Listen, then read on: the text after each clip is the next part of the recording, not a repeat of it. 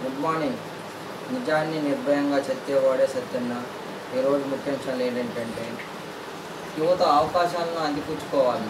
ప్రభుత్వ యువలు కూడా ఎమ్మెల్యే ఆదివార శ్రీనివాస్ అక్రమ వసూళ్ళు అదనపు బకెట్ దందా, అక్రమ వసూళ్ళు బడ్జెట్ బకెట్ దందా, సందు దొరికితే జీరో దందా, వారిల వద్ద రేజింగ్ కాంట్రాక్టర్ల బలవంత వసూళ్ళు, అధికార పార్టీల నేతలపై పూర్తి అండదండల ఆట, ములుగు జిల్లా అధికారుల పక్షపాత్రపై ఆరోపణలు, కాంగ్రెస్ అధికారులకు వచ్చాకే ఇసుక దందా పెరిగిందంటున్న గొసగొసలు.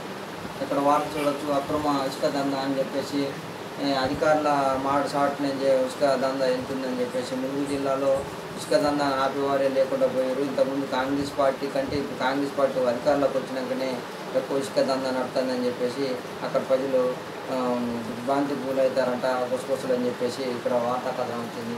మైనింగ్ శాఖని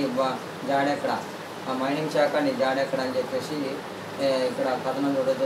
లక్షల రూపాయలు మట్టి తరలిస్తున్న చర్యలు శూన్యమే, దేశీ గదులకే పరిమితంగా కాలు బయట పెట్టలేరా, జిల్లా కంటికి కనిపించడం లేదా అంటున్న ప్రజలు ప్రభుత్వ ఆదాయాన్ని కాపాడలేరా అంటే లక్షల రూపాయల ఆదాయాన్ని డబ్బులు జీతంగా తీసుకొని ప్రజల సొమ్మును పన్నుల ద్వారా తీసుకొని ఇక్కడ మైనింగ్ శాఖ మట్టి అంత తరలిస్తున్నా కూడా మీరు జాడెక్కడ అని చెప్పేసి ఇక్కడ కథనం అశ్రాపేటలో ఉంది. తొర్రూరు ఎస్బీఐ బ్యాంకులో చెలరేగిన మంటలు, కరీంనగర్ డిపోకు చేరుకున్న ఎలక్ట్రికల్ బస్సులు, కరీంనగర్ డిపోకి ఎలక్ట్రికల్ బస్సులు వచ్చినట్టు సమాచారం.